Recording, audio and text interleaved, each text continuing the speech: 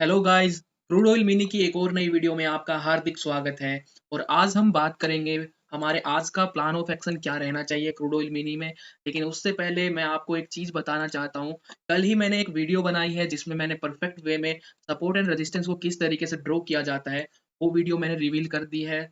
बहुत सारे प्रीमियम चीज़ें मैंने वहाँ पर बताई है, जो सिर्फ मैं अपने पेड स्टूडेंट्स के साथ शेयर करता हूँ, वो मैंने यहाँ पर फ्री में आपको बता दिया है। आपको कुछ नहीं करना, मेरे यूट्यूब चैनल पर जाना है, यहाँ प्लेलिस्ट में मिलेगी आपको एक 2 वीडियो की प्लेलिस्ट मिलेगी। यहाँ how to draw perfect support and resistance इस प्लेलिस्ट का नाम है। गिनती की 2 वीडियो होने वाली है। पहली वीडियो होगी what are support and resistance, उसके बाद जो कल वीडियो बनाई है उसका यानी टाइटल है how to perfectly draw support and resistance. अगर आप स्ट्रगल कर रहे हो लेवल्स को परफेक्ट वे में ड्रॉ कैसे किया जाता है, कब हमें ट्रेंड लाइन यूज़ करनी है, कब हमें horizontal area of resistance use करना है, अगर आप स्ट्रगल कर रहे हो इस चीज़ में तो ये दोनों ही वीडियो आपके लिए बनी है। यहाँ पर आपको आपका जो सॉल्यूशन है वो मिल जाएगा, स्ट्रगल के दिन दूर हो जाएँगे, आप परफेक्ट वे में अपने लेवल्स को ड्रॉ कर पाओगे। तो अब चलिए स्टार्ट करते हैं क्रूड ऑयल की वीडियो को। आज का जो हमारा प्लान ऑफ एक्शन है उससे पहले मैं थोड़ा कुछ पॉइंट्स आपके साथ शेयर करना चाहता हूँ। जैसे यानी पिछली जो वीडियो थी उसमें पहले हमारा प्लान ऑफ एक्शन क्या था, क्या प्राइस ने उसको रिस्पेक्ट दी या नहीं दी, पहले हम उसके ऊपर जो यानी डिस्कस करेंगे। उसके बाद आज का जो प्लान ऑफ एक्शन है, कैसे हमें उसको बनाना है, कैसे हम उसको फॉलो करेंगे, तो वो बाद में हम उसके ऊपर डिस्कस करेंगे। तो चलिए पहले बात करते हैं। पिछली वीडियो में हमने बात करी थी, यहाँ से एक ट्रेंड लाइन आ रही है इस तरीके से। उस ट्रेंड लाइन के बाद हमें यहाँ पर अच्छा खासा साइडवेज ट्रेंड दिखाई दे रहा था। प्राइस क्या कर रहा था, एक रेंज में फंस चुका था इस तरीके से। उसके बाद हमने प्लान किया था, अगर यहाँ पर जो हमारा प्राइस है थोड़ी देर वेट करके यानी कंसोलिडेट करके अगर ये ऊपर की साइड ब्रेकआउट देता है, देन हम यहाँ डेफिनेटली प्लान कर सकते हैं बाइंग साइड के लिए। तो जो हमारा टारगेट रहेगा वो कम से कम यहाँ तक का रह सकता है, और जो सेकंड टारगेट रहेगा वो कम से कम यहाँ तक का रह सकता है। लेकिन उसके बाद हमने सेलिंग साइड के लिए जो प्लान किया था कि भाई आज जो हमारा प्राइस है वो गैप अप ओपन हुआ है, गैप अप ओपन होने के बाद डायरेक्ट ऊपर भाग चुका है। लेकिन अगर आज सेम डे ही ये इस गैप को फील करने आता है, देन ये नीचे की साइड एक मूव दे सकता है। लेकिन इसको मैं प्लान नहीं करने वाला। क्यों? क्योंकि यहाँ अगर आप पीछे देखोगे डाटा, जो पीछे का डाटा है वो क्लियरली ये चीज मेंशन कर रहा है कि भाई हर जगह हमें सपोर्ट दिखाई दे रहे हैं। यहाँ पर एक सपोर्ट है, उसके बाद ये जो स्विंग बने हुए हैं ये भी हमारा एक सपोर्ट बना हुआ है, उसके बाद यहाँ पर भी हर जगह सपोर्ट ही सपोर्ट दिखाई दे रहे हैं। तो ये जो एक ट्रेड होता है ये रिस्की ट्रेड था, इसलिए मैंने आपको बताया है। पिछली वीडियो अगर आप देख रहे हो, काफ़ी टाइम से फॉलो कर रहे हो मुझे, तो आपको पता होगा 2 टाइप की अपना एंट्री होती है, एक होती है सेफ एंट्री, एक होती है रिस्की एंट्री। तो मैं ऑलवेज़ प्रेफ़र करता हूँ सेफ एंट्री। रिस्की एंट्री को किस तरीके से प्लान करना है, कब प्लान करना चाहिए, इसके ऊपर किसी दिन डेडिकेटेड वीडियो बनाऊँगा। लेकिन अभी फ़िलहाल हम इन यानी जो क्रूड ऑयल है इसके ऊपर फ़ोकस करते हैं। यहाँ पर 2 टाइप की एंट्री होती है, मैं रिस्की एंट्री नहीं प्रेफ़र करता, तो इसलिए मैंने यहाँ पर सेलिंग साइड में उस दिन कोई भी ट्रेड नहीं किया। तो पिछले 3 दिन से यहाँ पर लगभग मार्केट ने एक अच्छा खासा साइडवेज मूव देने के बाद यहाँ पर एक फेक ब्रेकआउट दिया, उसके बाद वापस इसी रेंज में आके यानी जो ये हमारा रेजिस्टेंस था इसके पास ये ताता-थैया कर रहा है, एक अच्छी खासी कंसोलिडेशन रेंज में फिर से फँस चुका है। तो अब ये हमारा था लास्ट वीडियो का प्लान ऑफ एक्शन। आज का प्लान ऑफ एक्शन क्या रहना चाहिए, उसके लिए हम पहले बात करेंगे डेली टाइम फ्रेम पर। डेली टाइम फ्रेम पर यहाँ पर पहले हम देखते हैं मार्केट में जो प्राइस का स्ट्रक्चर है वो किस तरीके से बन रहा है और हमें क्या-क्या चीज़ें दिखाई दे रही हैं। देखो यहाँ आपको दिखाई दे रहा है एक हाई, उसके बाद एक लो बनता है, देन फिर एक नया हाई बनता है जो पिछले हाई के नीचे बना है, इसलिए ये हमारा लोअर हाई हुआ। उसके बाद फिर यहाँ दोबारा एक लो बनता है, पिछले लो के नीचे बनता है, तो यानी यहाँ से हमारा कंटिन्यूअसली डाउन ट्रेंड चल रहा है। लोअर हाई लोअर लो का फॉर्मेशन चल रहा है। उसके बाद क्या होता है, फिर से एक हाई बनता है, हमारे पिछले हाई के नीचे बनता है, यानी इस तरीके से।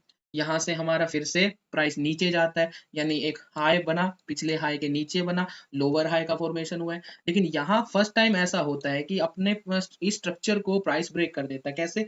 एक लो बनाता है, पिछले लो के ऊपर बन जाता है, यहाँ से ऊपर जाना चालू हो जाता है। यहाँ पर एक लो था, इसको ब्रेक नहीं कर पाया, इससे थोड़ा पहले ही प्राइस अपने स्ट्रक्चर को चेंज करके अपने प्रीवियस हाई के ऊपर निकल जाता है यहाँ पर, और एक नया हाई बनाता है पिछले हाई के ऊपर। तो यहाँ पर हमें क्या मिल चुका है, चेंज इन स्ट्रक्चर हो चुका है। यहाँ पर एक हायर हाई हायर लो का फॉर्मेशन मिल चुका है। उसके बाद दोबारा क्या करता है प्राइस, फिर से नीचे आता है।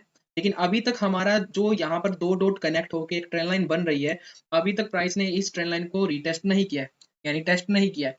जब ये लेवल हमारा 3 बार टेस्ट होगा उसके बाद कमजोर होगा, देन फोर्थ या फिफ्थ टाइम में ये टूटने के चांसेस होंगे। लेकिन अभी ये जो लेवल है ट्रेंड लाइन हमारी, ये स्ट्रांगली रिएक्ट कर सकती है और यहाँ से मे बी प्राइस थोड़ा आए, इसको फिर यहाँ पर थोड़ा रुके, कंसोलिडेट करे, उसके बाद अगर ऊपर की साइड ब्रेकआउट देता है, देन हमें ऊपर की साइड के लिए एक अच्छा खासा टारगेट मिल सकता है, हम ऊपर के लिए प्लान कर सकते हैं।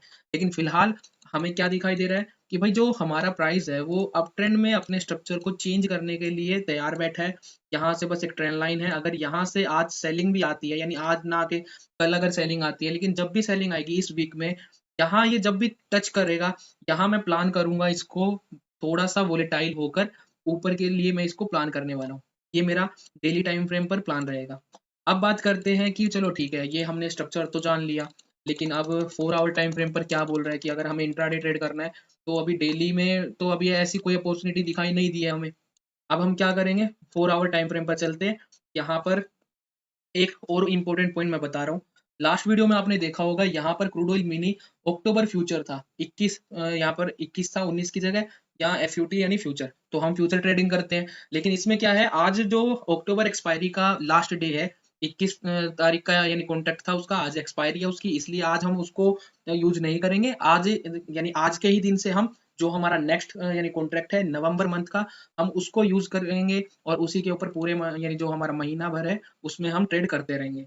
तो इसी तरीके से इस चीज़ का आपको ध्यान रखना है, कहीं आप पिछला जो अक्टूबर का यानी चार्ट है उसी को आप ओपन रखो और उसी में आप अपना प्लान करते रहो, वहाँ पर लेवल गलत हो जाएंगे और वो आज एक्सपायर भी हो जाएगा, कल से वो दिखाई नहीं देगा। ठीक है, तो इस चीज़ का आपको ध्यान रखना है।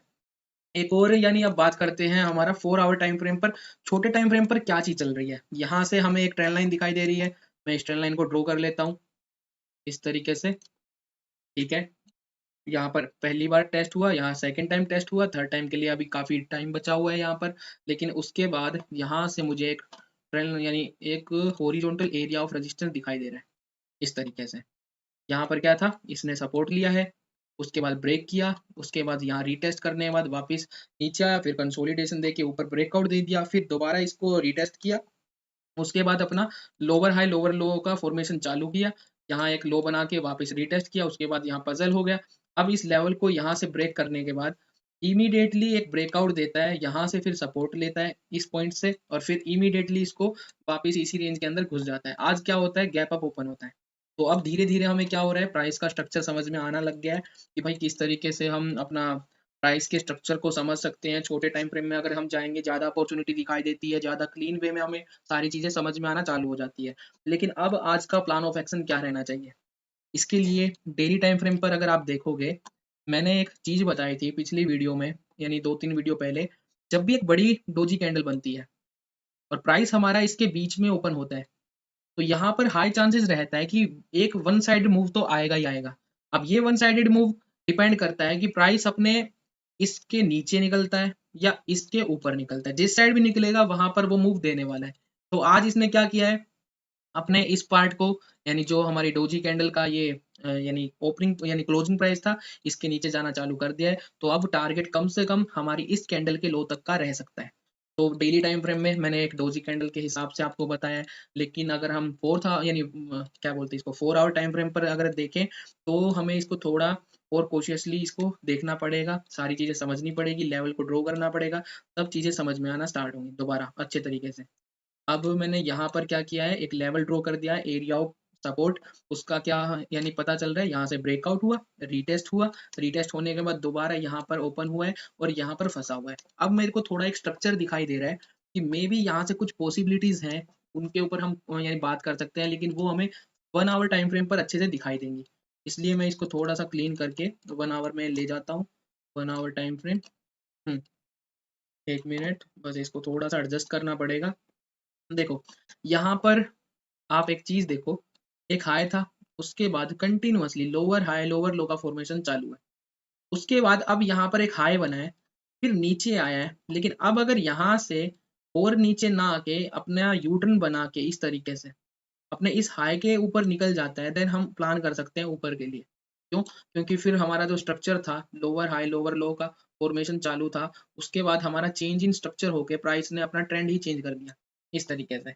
यहाँ पर एक एन पैटर्न बन जाएगा इस तरीके से, एन पैटर्न। क्यों? क्योंकि पिछले लो को नहीं तोड़ पाएगा, फिर उसके बाद उससे पहले ही हमारे जो एक नया हाई बना है उसको अगर तोड़ देता है, देन हम आज के हाई के ऊपर यहाँ पर प्लान कर सकते हैं।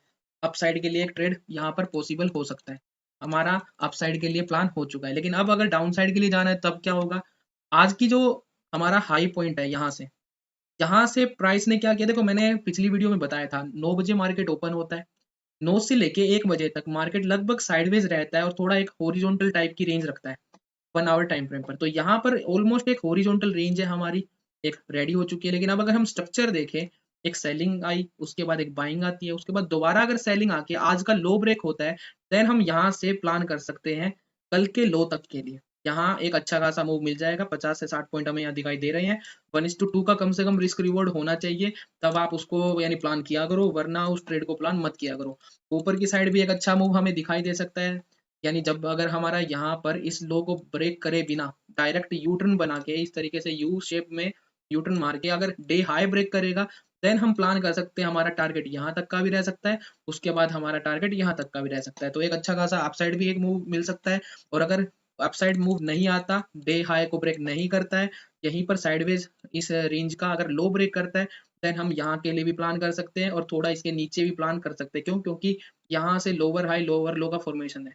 अब यहाँ एक लोअर लो बना, लोअर हाई, देन एक नया लोअर लो के लिए प्राइस जाएगा ही जाएगा। तो फिर हमारा दोनों साइड प्लान यानी डिसाइड हो चुका है, किस तरीके से हमें अपसाइड जाना है, किस तरीके से हमें डाउन साइड जाना है। तो ये एक नॉर्मल सा प्लान ऑफ एक्शन है। लेकिन बीच में अगर यहाँ रहता है, पूरा दिन साइडवेज रहता है, देन मैं इसमें प्लान नहीं करने वाला, मैं प्रॉपर वेट करूंगा। क्योंकि फिर यहाँ से एक ट्रेंड लाइन भी आ रही है, इस ट्रेंड लाइन को अगर ये ब्रेक करके यहाँ कंसोलिडेट करेगा, देन यहाँ ऊपर ब्रेकआउट देगा, तो भी एक अच्छे चांस रहेंगे कि अपसाइड ये बहुत अच्छा मूव दे सकता है। तो ये एक नॉर्मल सा प्लान ऑफ एक्शन है, दोनों साइड बाय और सेलिंग साइड दोनों ही हमें अपॉर्चुनिटी मिल सकती है इंट्राडे के लिए। लेकिन अगर आपको स्विंग अपॉर्चुनिटी देखनी है, डेली टाइम फ्रेम पे अभी थोड़ा सा हमें वेट करना पड़ेगा। क्योंकि आप खुद सोचो ना, एक अच्छी खासी सेलिंग आ चुकी है, उसके बाद से लगातार कोई अच्छी खासी सेलिंग आ नहीं रही है। जो हमारा प्राइस है वो यहाँ पर टाइम पास कर रहा है, भले ही आपको रेड कैंडल दिखाई दे रही है, लेकिन सेलिंग जो इतनी तेज हुई थी उसके बाद इतना यहाँ पर एक तरीके से पोज ले लिया, पोज लेने के बाद अब यहाँ पर ये टाइम पास कर रहा है और ज्यादा कुछ नहीं है। मैं सोच रहा हूँ यहाँ से ग्रीन कैंडल बनाना चाहिए।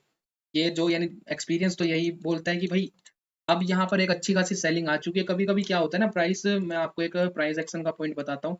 अच्छे खासे सेलिंग के बाद यहाँ पर प्राइस क्या करता है, इस तरीके से रुक जाता है, उसके बाद एक ग्रीन कैंडल बनती है इस तरीके से, बड़ी ग्रीन कैंडल। उसके बाद फिर डिसाइड होता है कि प्राइस यहाँ से फिर दोबारा ऊपर की तरफ जाएगा या फिर इसी लेवल को रीटेस्ट करने आएगा। तो ये दो पॉइंट होते हैं, ये चीज आपको याद रखनी है हमेशा। एक मैं ग्रीन कैंडल यानी डेली टाइम फ्रेम पर एक्सपेक्ट कर रहा हूँ, ऊपर की साइड अगर ब्रेक होता है तो हमें यहाँ पर एक ग्रीन कैंडल की क्लोजिंग मिल सकती है। और मे बी यहीं से फिर हमारा ये ऊपर की तरफ प्लान कर दे। क्यों? क्योंकि फिर यहाँ से जो ये एक रेजिस्टेंस बना हुआ है, इस तक फिर ये आएगा, यहाँ पर थोड़ा सा कंसोलिडेशन करेगा, फिर हम यहाँ से स्विंग अपॉर्चुनिटी देख के स्विंग के लिए प्लान कर सकते हैं। तो ये हमारा आज का प्लान ऑफ एक्शन है। आई होप आपको यानी कुछ चीजें समझ में आई होंगी।